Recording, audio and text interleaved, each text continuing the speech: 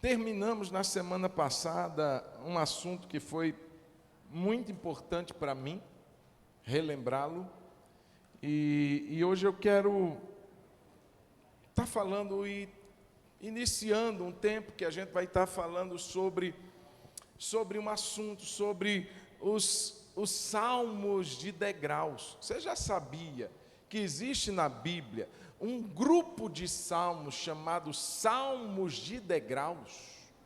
Quem sabia disso? Aí algumas pessoas. Ou talvez você leu aí no subtítulo Salmos de Peregrinação. Então vamos lá. Quem já leu ou já ouviu falar dos Salmos de Peregrinação? Levante a mão. Algumas pessoas. Hoje nós vamos começar a ver o primeiro desses salmos, Salmo 120. E você vai saber o porquê disso. Mas vamos ler primeiro, Salmo de número 120, diz assim. Quem abriu, agora você vai ter que abrir, eu acho que o nosso projetor deu algum problema lá. Então você vai poder acompanhar aí na sua Bíblia. Salmo 120 diz assim. Eu vou começar com o título da minha Bíblia, com o subtítulo da minha Bíblia, e depois eu vou começar com o Salmo. Contra as más línguas, é o título. Agora o subtítulo, você vai encontrar esse subtítulo em 15 salmos. Aqui está, Salmos ou Cântico de Peregrinação. Talvez na sua Bíblia tenha de degraus, mas é a mesma coisa. E você vai entender por quê. Vamos lá. Na minha angústia clamo ao Senhor, e Ele me ouve. Senhor, livra-me dos lábios mentirosos e da língua enganadora. O que lhe será dado, ou o que lhe será acrescentado, ó língua enganadora? Flechas afiadas de guerreiro e brasas vivas de zimbro. Ai de mim, que peregrino em Meseque, e habito nas tendas de Quedar. Já há tempo demais que habito com aqueles que odeiam a paz. Eu sou pela paz.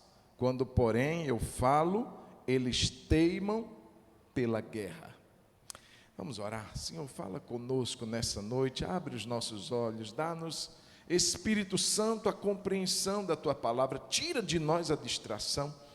Não permita que a nossa mente vagueie longe da Tua palavra, mas que ela seja levada cativa pela Tua palavra, e que ela cumpra o Teu propósito nessa noite, Senhor, em nós, para a glória do Teu nome, oramos e Te agradecemos, amém, amém, amém. Como eu disse, irmãos, esse salmo faz parte de um grupo de 15 salmos, então do Salmo 120 até o Salmo 134, são salmos de romagem, ou de peregrinação, ou de degraus. Por quê? A raiz deste termo degraus quer dizer subir, é literalmente isso, é degraus porque fala de subida. Então, quando a pessoa saía, geralmente se usava esse termo, estamos subindo à casa de Deus, pelo próprio relevo que Jerusalém se encontrava. Então, queridos, quando os peregrinos, os judeus fiéis, saíam para adorar a Deus nas 3 festas anuais, que eram Páscoa, Pentecostes e Tabernáculos. Eles saíam em grupos, ou grupos de irmãos, grupos de amigos, para adorar em Jerusalém, ou grupos de família. Então, minha família, geralmente se tinham famílias muito numerosas naquela época. Eram casas com 10, e era uma bênção pensar assim, como diz o Salmo, feliz o homem que enche de flechas a sua aljava, ou seja, quanto mais filhos ele tiver, mais abençoado ele será. Então eles saíam em grupos cantando esses 15 salmos. Era um tipo de saltério, antigamente não tinha projetor, não tinha data show. Então o que é que se fazia em muitas igrejas? Uns livrinhos de cânticos. Nós temos o cantor cristão, nós temos os nossos irmãos da Assembleia, por exemplo, usam a harpa cristã. Então existem os livrinhos de cânticos das igrejas. Aqui, queridos, eles usavam os cânticos de peregrinação, eram os cânticos cantados quando eles iam a Jerusalém. Muitos deles viajavam dias para chegar em Jerusalém. Era uma peregrinação festiva, eles estavam indo para uma festa. Então eles iam cantando, o judeu gostava de cantar, de celebrar. Então eles iam adorando a Deus, relembrando histórias que Deus havia realizado, era o propósito. Todas as músicas do saltério, principalmente dos cânticos de peregrinação, elas tinham um efeito didático, um efeito pedagógico, de ensinar algo ao povo. Na verdade, relembrar o que Deus havia feito por eles no passado.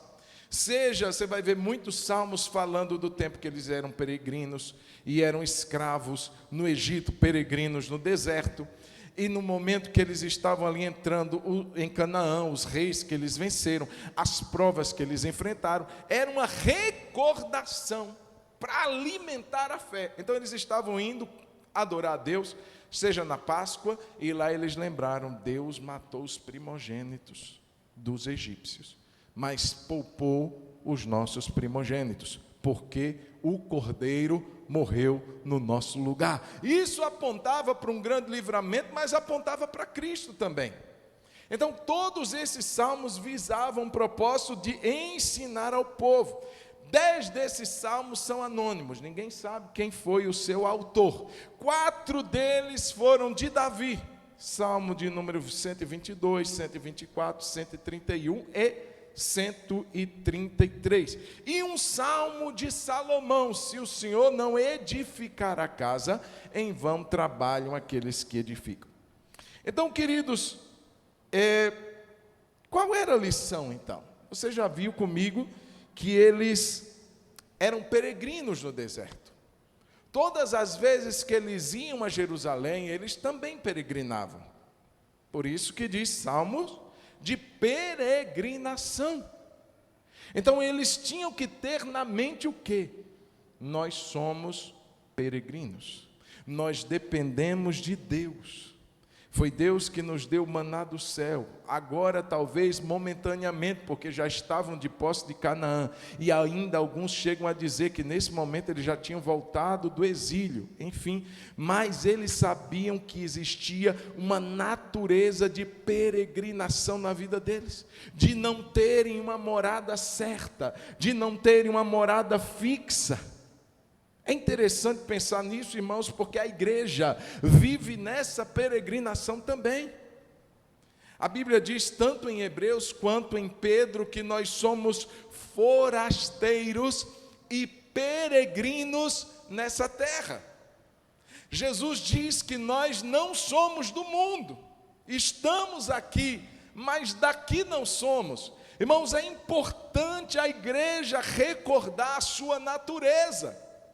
Ei, meu querido, você está aqui de passagem. Você está aqui, eu estou aqui por um breve período de tempo.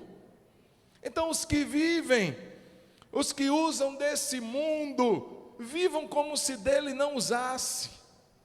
Viva na expectativa de que Jesus morreu, Jesus vai voltar, e de que a nossa vida não dura para sempre. Precisamos caminhar nessa expectativa de que o nosso tempo aqui é limitado, que há uma pátria que nos aguarda, há uma morada celestial que nos espera. Então nós estamos aqui de passagem. Façamos a obra, preguemos o Evangelho e vivamos nesse mundo, mas não como se aqui fosse o nosso lugar, como se aqui fosse o nosso lar permanente. Não, é uma tenda provisória que Deus colocou diante de nós, mas o nosso lugar de fato não é aqui. Muitos de nós vivemos infelizmente assim, como se Jesus nunca tivesse morrido, como se Ele nunca fosse voltar. E como se a gente nunca fosse morrer. E isso precisa ser mudado aqui dentro da nossa mentalidade. Olhe para quem está do seu lado e diga: você é peregrino. Com máscara e tudo, faz ele ouvir que ele é peregrino. Aleluia! Glória a Deus. E o Salmo 120? Pode não parecer, irmãos, é interessante porque ele começa com a palavra angústia e termina com a palavra guerra. Só para você ter ideia da tensão desse Salmo 120. Eles eram cantados, entoados, e eram, na maioria das vezes, lições recordativas de algo que haviam enfrentado. Esse salmo, por exemplo, Salmo 120, não tem uma autoria definida, não se sabe quem o compôs, mas a lição que ele traz é muito interessante, porque eles estavam cantando algo que trazia encorajamento. Como assim, pastor? Um salmo que fala de angústia, de guerra, de difamação, de línguas mentirosas, de pessoas que se levantavam com um intento mau sobre o salmista, sim. Mas diferentemente do Salmo 42, veja bem, eles estavam peregrinando, mas o Salmo 42, se você recorda, é um salmo que fala de alguém que enfrentou uma luta muito grande. Provavelmente era um mestre do coro, provavelmente era alguém que lidava diretamente com o louvor daqueles que iam em procissão à casa de Deus. Então ele diz: por que estás abatido, ó minha alma? Salmo 42. Por que te perturbas dentro de mim? Espera em Deus, pois ainda o louvarei. E ele chega a dizer: eu gostaria de estar na casa de Deus. Eu tenho saudade quando eu ia com a multidão em festa.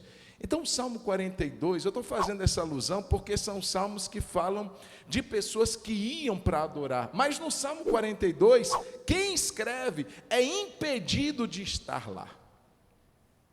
Ele sente saudade, ele sente vontade de estar lá. Ele recorda com lágrimas, ele recorda com tristeza, porque uma grande tribulação tinha impedido aquela pessoa de ir à casa de Deus. Já no Salmo 120, não. Apesar de todas as lutas, todas as angústias, todas as batalhas que esse homem enfrentou, nada o impediu de ir à casa de Deus. Ele vence as provas, ele vence as línguas, ele vence todos os maus intentos e ele segue.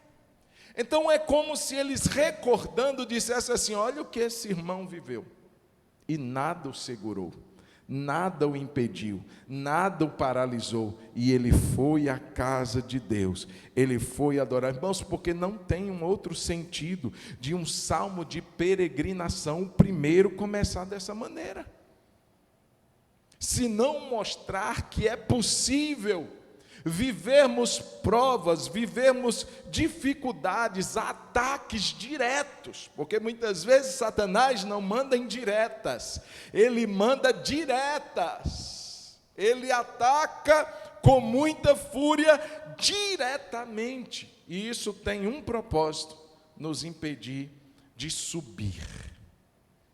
Cânticos de degrau, cânticos daqueles que vão, que sobem. E muitas vezes o diabo está nos impedindo de subir. E aqui é um encorajamento para mim e para você. O que é que tem te paralisado hoje? Aqui no caso, irmãos, foram línguas. Ele fala de lábios mentirosos, línguas enganadoras. Ele fala de guerras, mas nada o impediu, nada o paralisou. E eu te pergunto e me pergunto também: o que tem nos paralisado? Eu entendo também partes do que ele viveu como que eu chamaria hoje, não somente isso, mas também de picuinhas. Daquelas situações pequenas, mas que são capazes de nos paralisar. A gente fica tão chateado, tão mal, tão para baixo, tão abatido, que a gente por uma picuinha, a gente estraga o nosso dia. A gente não vive a nossa vida com leveza. A gente vem aborrecido para a casa de Deus. A gente chega aborrecido em casa, chuta o cachorro, né? Grita com a esposa e ignora os filhos. É uma ação completa. Aí vem para a igreja com cara de zangado. Quando alguém cumprimenta ele com paz do Senhor, ele só balança a cabeça, mas não devolve a paz. Então, queridos, são coisas que estão ali, podem parecer pequenas, mas que deixam-nos sem subir, sem crescer, sem estar onde Deus esperaria que a gente estivesse. E esse homem recebe uma capacidade de transformar fardos em bênçãos. De que maneira ele conseguiu isso? E eu quero falar de 3 grandes lições que ele usa para não deixar que esses fardos, que essas picuinhas, que essas situações o impeçam de avançar os degraus que lhe estão propostos para que ele suba. A primeira lição que ele nos oferece para você e eu vencermos as dificuldades, as picuinhas, as lutas que têm nos paralisado. Primeira lição chama-se oração. Diga comigo, oração. Quer vencer, querido? Quer não ser paralisado? Ore. Ore. Verso 1 e verso 2. Na minha angústia, como é que o salmista, porque não é o Davi aqui, como é que o salmista estava? Angustiado. Na minha angústia, clamo ao Senhor. E Ele me ouve. Aleluia. O Senhor, a oração dele está no verso 2. Senhor, livra-me dos lábios mentirosos e da língua enganadora. No original, irmãos, esse verbo do clamar está no tempo que combina passado e presente. Então é mais ou menos assim: tenho clamado ao Senhor e Ele tem me ouvido. Então dá uma junção entre o que passou e o que ele está vivendo. Tenho clamado. É interessante porque justamente essa percepção de que Deus tem me ouvido é que me dá coragem para continuar orando. Então é interessante, irmãos, eu conheço irmãos que registram as respostas de oração que recebem. Eles fazem um caderno de anotações. De todas as respostas, eu não lembro quem foi, não sei se foi George Miller, que tinha um hábito de anotar cada oração que ele fazia e cada resposta que ele obtinha e datava, colocava quando aquilo aconteceu. E eu tenho uma frase dele, está no meu bloco de anotações, que diz, em outras palavras, eu não vou lembrar, mas ele disse assim: não tem uma oração que eu fiz ao Senhor que de alguma maneira e de alguma forma Ele não me tenha respondido. De alguma maneira ou de alguma forma Ele não me tenha respondido. Sabe, irmãos, nós temos um Deus que nos ouve. Não está dizendo que tudo que eu peço Deus vai me dar. Mas respostas eu não ficarei sem elas.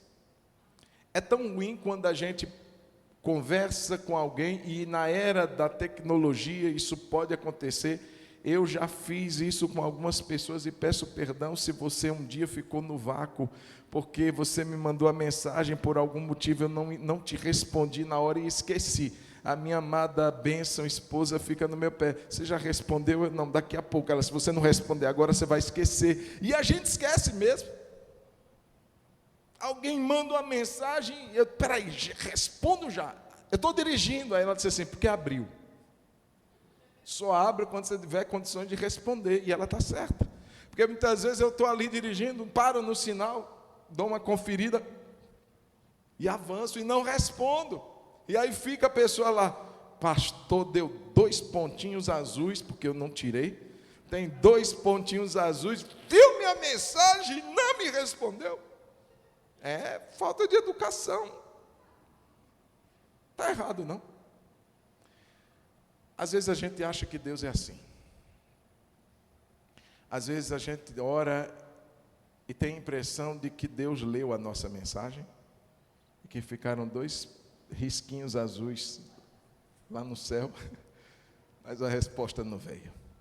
E a gente fica chateado com aquilo. Deus, o Senhor não me respondeu. Só que, irmãos, Deus sempre vai nos responder. Não digo que da forma como nós esperávamos, porque a gente ora e já traça como queremos que Deus nos responda. Lembra do Naamã? O general, ele estava indo ao encontro do profeta e ele já imaginava como seria a resposta. É tanto que quando o profeta dá uma outra resposta que não é a que ele esperava, ele fica zangado. Ele não aceita, ele diz assim, não é possível, lá eu tenho rios melhores do que aqui. E o servo dele, meu senhor, se ele tivesse pedido uma coisa difícil, o senhor não faria? Ele só pediu para você se banhar 7 vezes. Vai lá, toma um banho. Ele fica zangado, porque ele diz assim, eu imaginava que ele viria até mim, agitaria a mão sobre a enfermidade e eu seria curado. Ele imaginou um culto de fogo, um culto de reteté, um culto da oração da Gilete. Aquele que sai assim do lugar, ó, recebe. Imaginou já Eliseu saindo do seu lugar, já rodopiando, já agitando a mão, já girando, já dando olho para cima, olho para baixo, e ele nem sai de casa. Ele manda o servo dele e diz assim, vai lá e diz para ele se lavar 7 vezes no Jordão. Fecha a porta e volta para o canto dele. Às vezes Deus faz assim com a gente. Vou te responder, mas de uma outra maneira, de uma outra forma, e a gente fica zangado. Mas Deus respondeu. O problema é seu, que já criou a maneira como Deus tem que te responder. Ei, Deus não segue o meu padrão, e nem o seu padrão. Ele faz como Ele quer, porque não podemos esquecer que Ele é que é o Deus Todo-Poderoso. E nós somos seus servos e criaturas e filhos, mas que precisamos aguardar com paciência a ação do Senhor. Então, queridos, ao invés de reclamar, Deus, essa língua, meu Deus, o Senhor podia arrancar essa língua, o Senhor podia fazer essa pessoa engolir essa língua dela, o Senhor, irmãos, eu já comi língua de boi, que coisa maravilhosa, mas língua de ser humano, e tem gente que fica assim, tomara que você morda essa língua, ele não reclama, irmãos, ele ora. Diga assim, eu não preciso reclamar. Diga, eu preciso clamar. Diga, clamar e não reclamar. E como ele faz? Ele compartilha em oração exatamente o que ele está passando. Olha qual foi a oração dele, no verso 2. Senhor, livra-me dos lábios mentirosos da língua enganadora. Ele não diz, a oração dele não é genérica.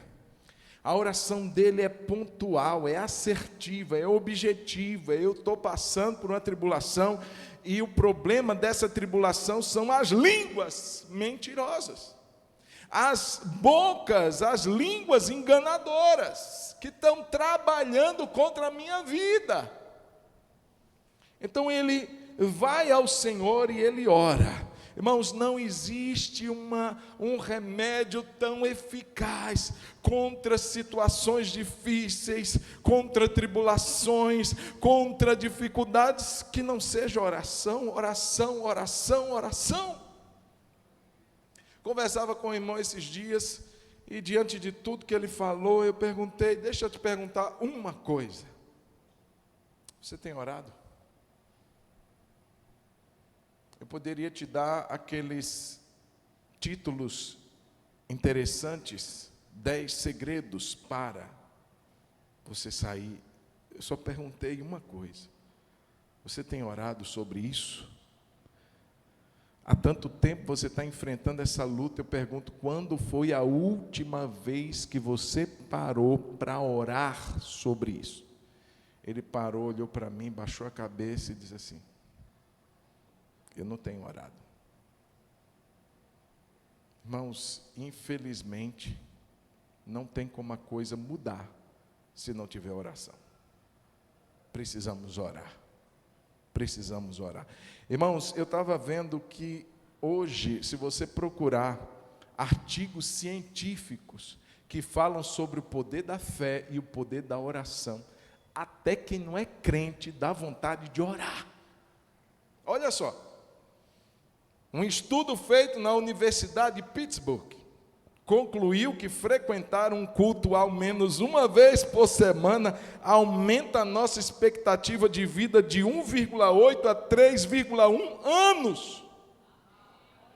Eita, você já está indo na frente de alguns, viu? Só por estar aqui hoje. Irmãos, isso é estudo científico. Eu não peguei isso de um livro cristão, um livro devocional. Não, irmãos, é estudo científico.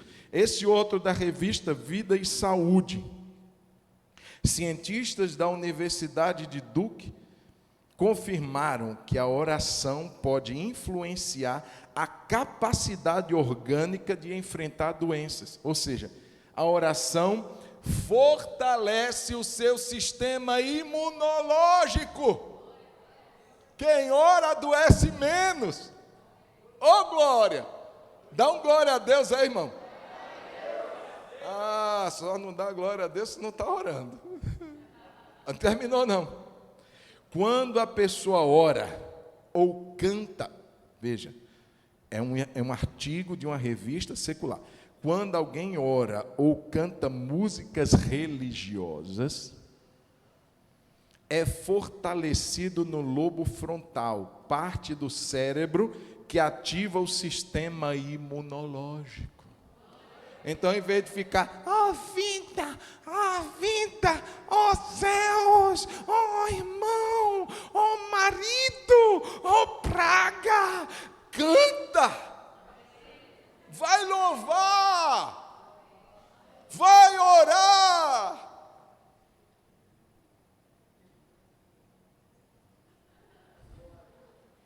De acordo com o mesmo estudo, a pessoa que tem fé, quem tem fé?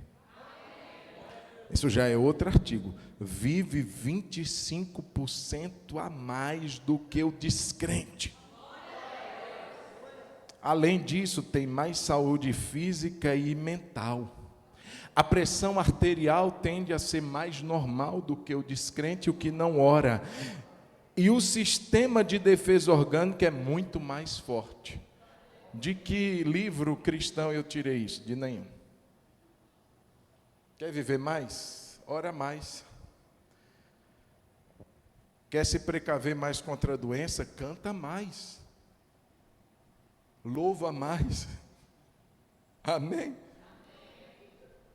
Então, primeiro segredo, oração. Diga comigo, primeiro segredo, oração. Segundo segredo, confiança. Diga comigo, segundo segredo, confiança. Olha o verso 2 e o verso 3 e o verso 4. O que lhe será dado, ou o que lhe será acrescentado, ó língua enganadora? Então, veja bem, ele parecia no verso 1 e verso 2, está falando com Deus. Agora ele está falando, aparentemente, com quem está falando dele, mas não é. O que lhe será dado, ou o que lhe será acrescentado, ó língua enganadora? Flechas afiadas de guerreiro e brasas vivas de zimbro. Então, irmãos, pode parecer que ele está falando com os inimigos, mas ele não está. É como se ele estivesse recebendo de Deus uma mensagem do que aconteceria com os seus inimigos. É como se o tempo de oração dele, porque ele teve um tempo de secreto, ele teve um tempo de quarto. Verso 1 e verso 2, ele está buscando a Deus em oração. E no verso 3 e verso 4, ele vem com uma palavra para aqueles que estavam se levantando contra ele. Vocês que estão se levantando contra mim, línguas enganadoras, línguas maldizentes. o que lhe será acrescentado? E ele vai dizer no verso 4: flechas afiadas de guerreiro e brasas vivas de zimbro. Então ele volta do tempo de oração com uma mensagem de que Deus não ficará inerte, de que Deus há de julgar as línguas que estavam se levantando contra ele. É como se Deus tivesse também falando ao coração do salmista.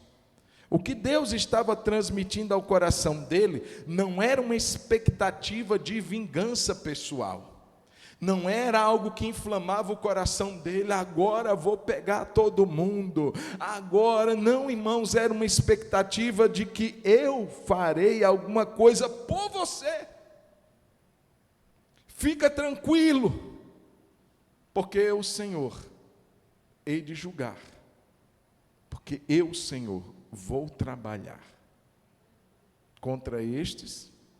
Vocês dizem assim, sangue de Jesus, mas é o que o texto está dizendo. Irmãos, é tão sério isso. A mensagem que Deus estava dizendo aqui para o salmista: você não precisa atacá-los, você não precisa usar as armas do seu inimigo, não pague o mal com o mal, pague o mal com o bem, ore. E é interessante porque isso corrobora com o que as Escrituras dizem. Romanos capítulo 12, verso 19, se você conseguir até lá, com um dedo ainda no Salmo 120, para você não perder, ou coloca a fitinha lá no Salmo 120 e vai para Romanos 12, porque é exatamente isso que Deus estava ensinando para o salmista. Setas e brasas, irmãos, eram expressões usadas para aqueles que falavam. A língua de muitos eram como espadas afiadas, e como veneno de cobra era a boca desses que maldiziam. E Deus está dizendo: o mesmo antídoto venenoso que eles usaram contra você, eu usarei contra eles. Mas não será você que vai usá-los, não será você quem irá atacá-los, não será você quem irá revidar, a vingança não te pertence. Romanos 12, para a gente não achar que isso é coisa de Antigo Testamento, porque tem muita gente que não compreende as Escrituras, dizem que um Deus era o Deus do Antigo Testamento, um Deus que se vingava, um Deus que não tolerava que o seu povo fosse atacado, e ele ia adiante deles e pelejava por eles. Mas o Deus do Novo Testamento é um panguá, é um boca mole, é um Deus babão que não sabe o que fazer, um Deus que só diz assim: te amo, vem que eu te amo, eu passo a mão na tua cabeça, no final tudo vai dar certo para todo mundo. Irmãos, não é o mesmo Deus do antigo, é o mesmo Deus do novo. Ele não se contradiz, ele não muda, ele se revela como o mesmo. Romanos 12, verso 19: meus amados, não façam justiça com as próprias mãos. Eu estou lendo na Nova Almeida atualizada. Mas olha o que diz: meus amados, não façam justiça com as próprias mãos.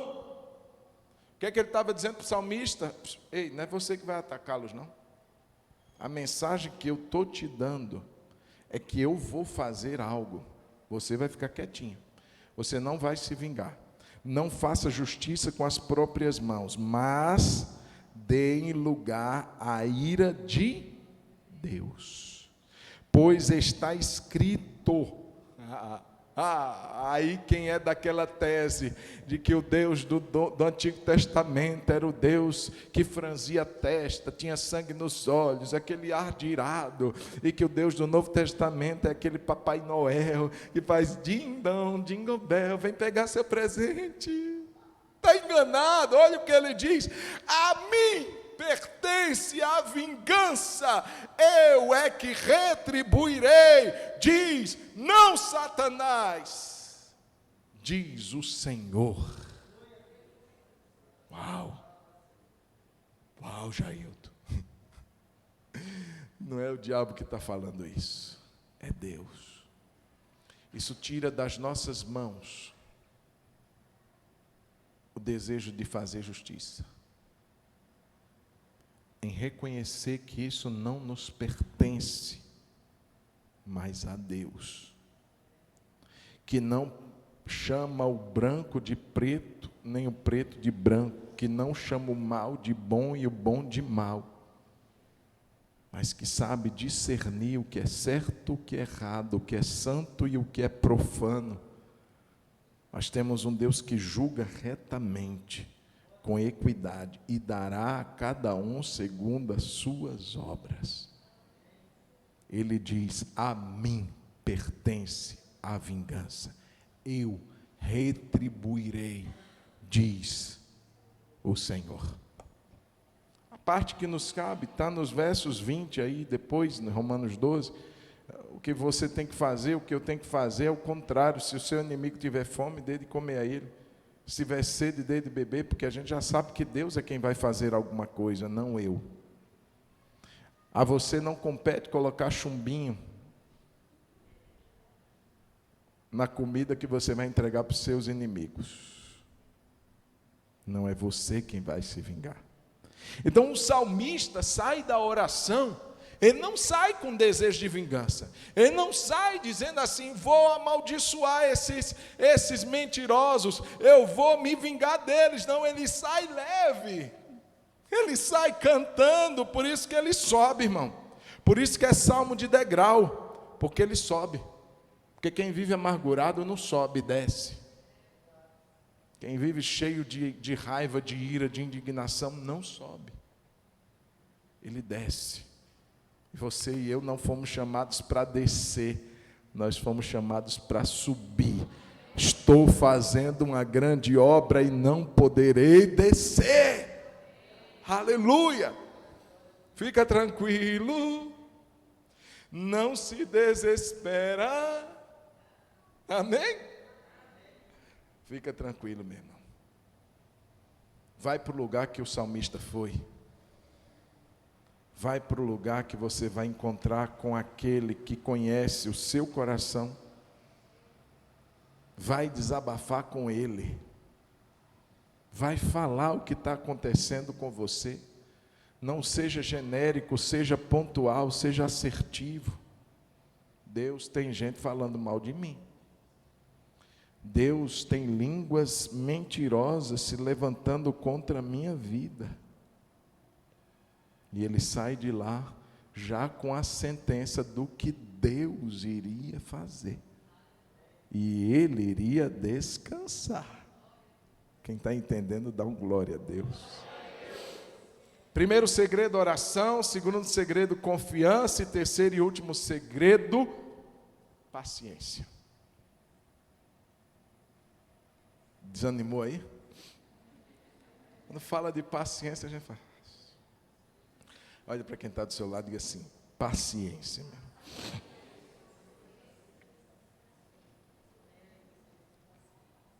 Olha o verso 5, 6 e 7. Ai de mim que peregrino em Meseque e habito nas tendas de Quedar. Já há tempo demais que habito com aqueles que odeiam a paz. Eu sou pela paz. Quando, porém, eu falo, eles teimam pela guerra. Irmãos, é interessante o que ele fala aqui, porque a quem ele estava se referindo? Ele fala de duas regiões, Meseque e Quedar, e fala como se ele estivesse morando lá. Meseque e Quedar eram regiões inimigas de Israel. Então não tinha como falar de paz para os moradores de Meseque e de Quedar e esperar que eles fossem ter paz, se eles eram justamente os inimigos de Israel. Só que o detalhe, queridos, é que Meseque ficava a noroeste de Israel e Quedar ficava a sudeste. Eu estou falando aqui de milhões de quilômetros de distância de Israel. Não dava para o salmista estar morando nesses 3 lugares ao mesmo tempo: Meseque, Israel e Quedar. Não dava. Então ele usa essa figura dessas regiões para ensinar algo.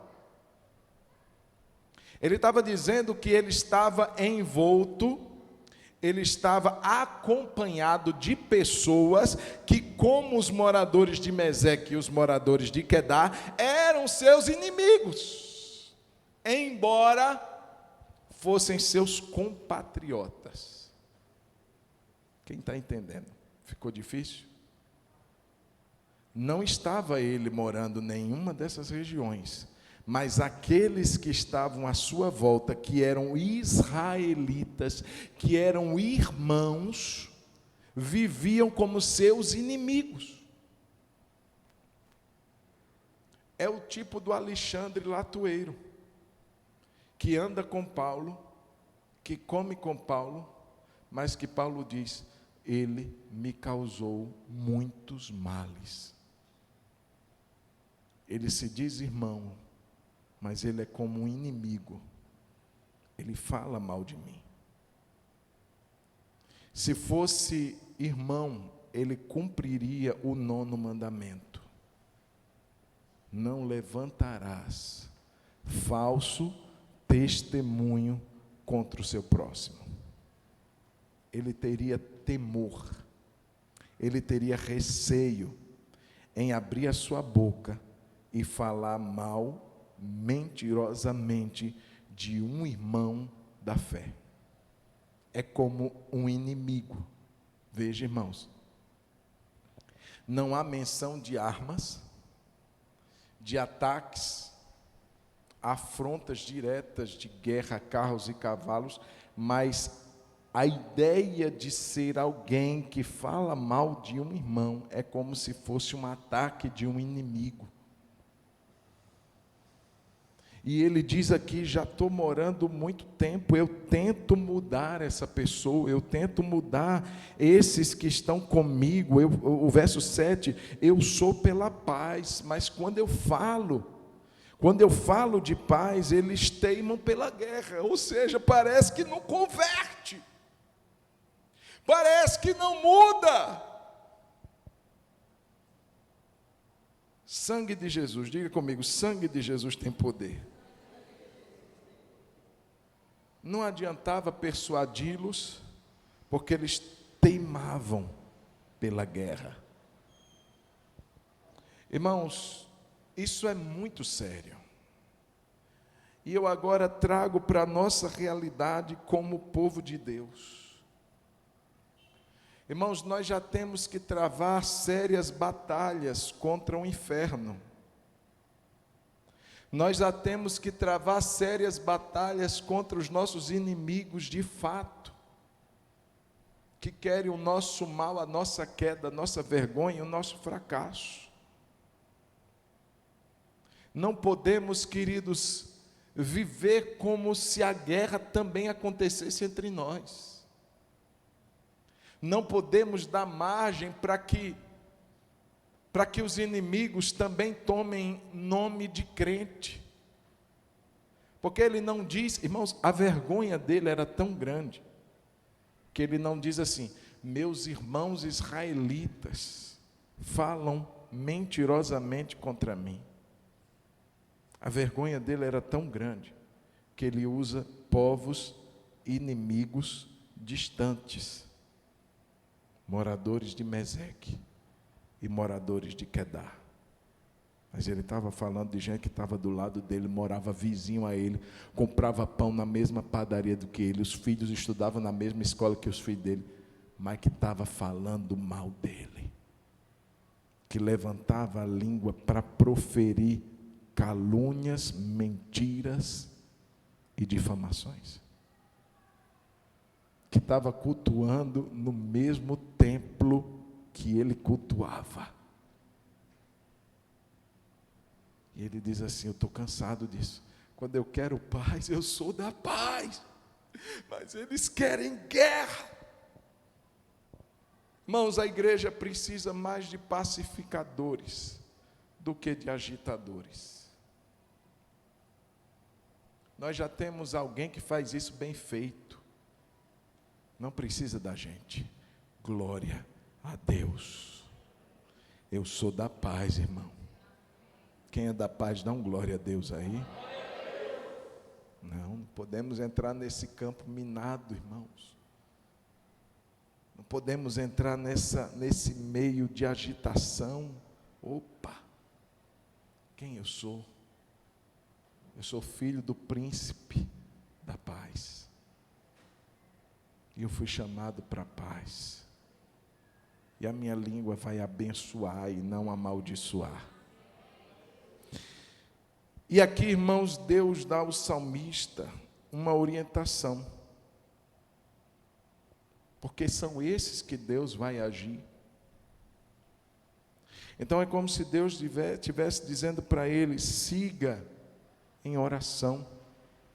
Siga em oração. E com paciência.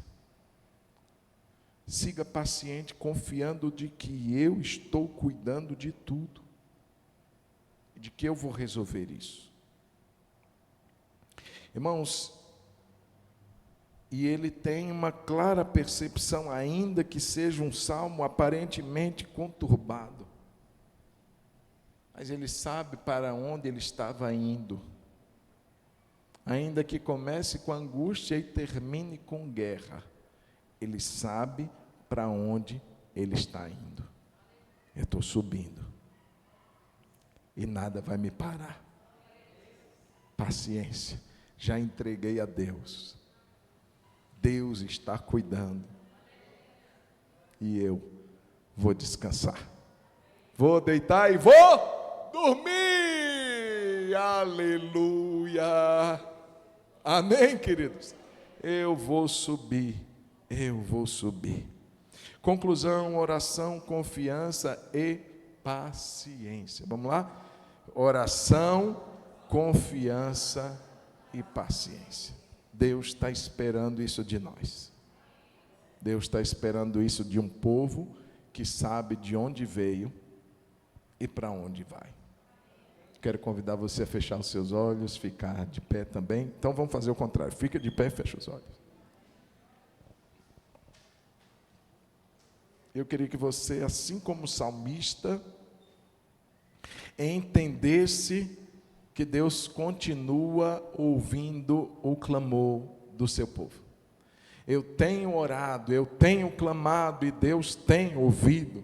Ele fez isso um dia e continuará fazendo isso hoje. Isso me move a oração, me move a colocar diante, a compartilhar com Deus exatamente a minha situação. Exatamente o que eu estou passando. Talvez você esteja assim como esse salmista, querendo crescer, querendo avançar, querendo subir, mas você se encontra com muitas picuinhas aí tentando te amarrar. Muitas situações que te deixaram ou te deixam, ou vão um dia te deixar, porque isso ninguém está livre. Para baixo, mal. Deus está te dizendo: foca aonde você está indo. Firma os seus passos e segue subindo degrau após degrau. Tem um propósito aí para você. Tem um propósito para a sua fé. Entrega ao Senhor. Ora ao Senhor. Espera no Senhor. Confia no Senhor. E o mais Ele fará. Aleluia. Você pode orar.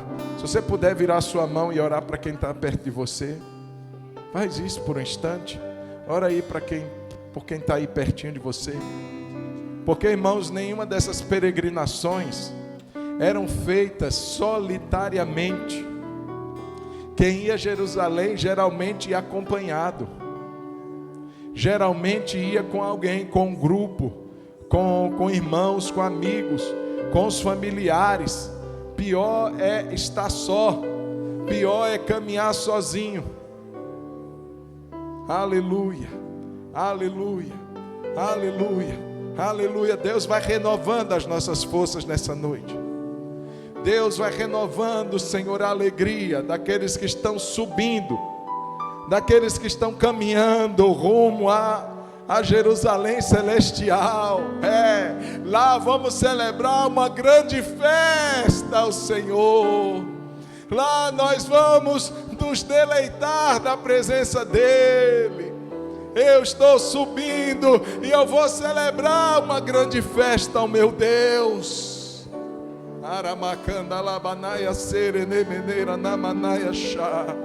Aleluia.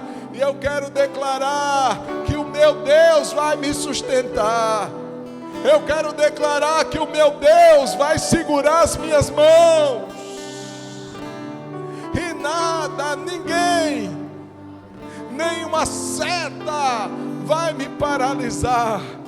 Nenhuma seta vai me desanimar. Oh Deus, oh Deus, oh Deus, oh Deus, oh Deus, traz um renovo nessa noite.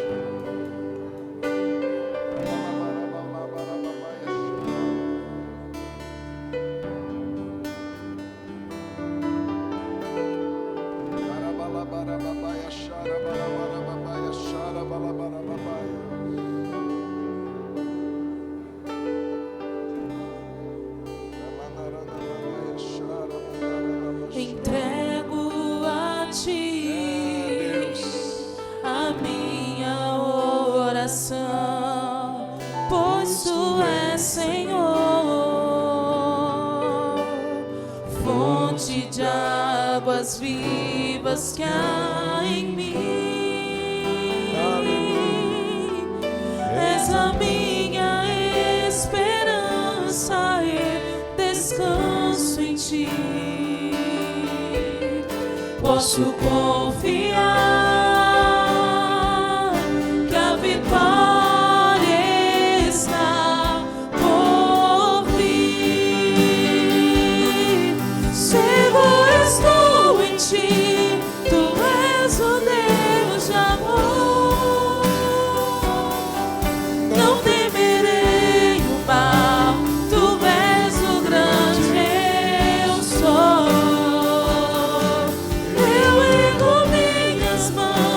Preciso receber Tua palavra, ó Deus, que me fará vencer. Seguro estou em Ti, Tu és o Deus de amor.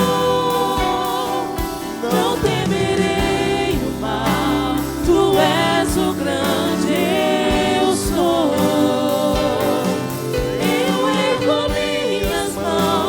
Preciso receber Tua palavra, ó Deus, que me fará vencer. É Deus, Tua palavra, ó Deus, que me fará vencer. obrigado, Senhor. Tua palavra para nós nessa noite é que nessa peregrinação Tu estás entre nós, Tu estás conosco, Senhor, nos levando, Senhor, a esse lugar, nos levando a essa terra de deleite. Mas enquanto aqui estamos, Senhor, enquanto estamos como forasteiros e peregrinos, estamos sujeitos, estamos passíveis a tantas situações, a tantos desgastes, a tantos ataques, Senhor Jesus. Eu quero clamar a Ti nessa noite, em nome de Jesus. Não deixa que nenhum dos teus peregrinos e peregrinas aqui pare no meio do caminho, pare no meio da jornada, no meio da viagem.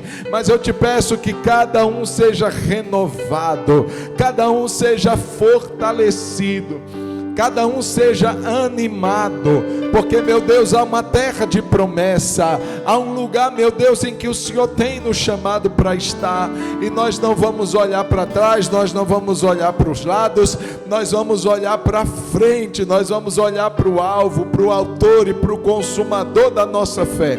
Dá-nos, Senhor, paciência, meu Deus, em nome de Jesus, Senhor, em nome de Jesus, dá-nos confiança, Senhor, oh Deus, de que Tu estás cuidando de tudo, meu Pai, que o Senhor está com a nossa causa diante de Ti, e dá-nos, Senhor, coragem e disposição para orar,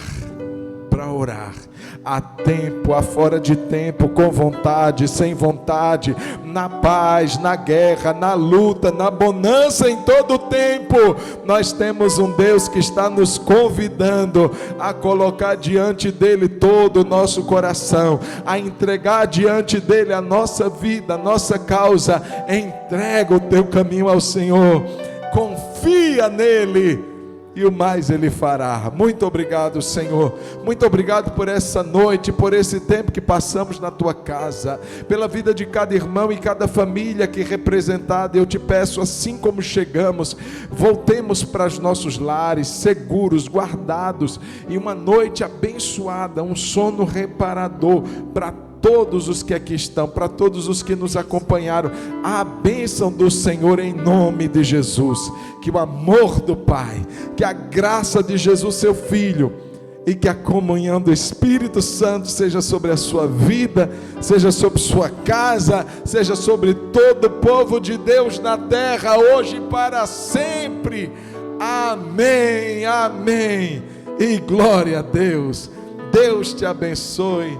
Vá em paz, mas não deixe de cumprimentar aí quem está perto de você. Dá um tchauzinho para ele, fala para a irmã que está aí, até amanhã, se você é irmã também. Fala para o seu irmão que é pai, ó, não esquece de trazer seu filho no domingo de manhã, e à noite juntos orando, glorificando, exaltando o nosso Deus. Deus te abençoe em nome de Jesus. Amém, amém.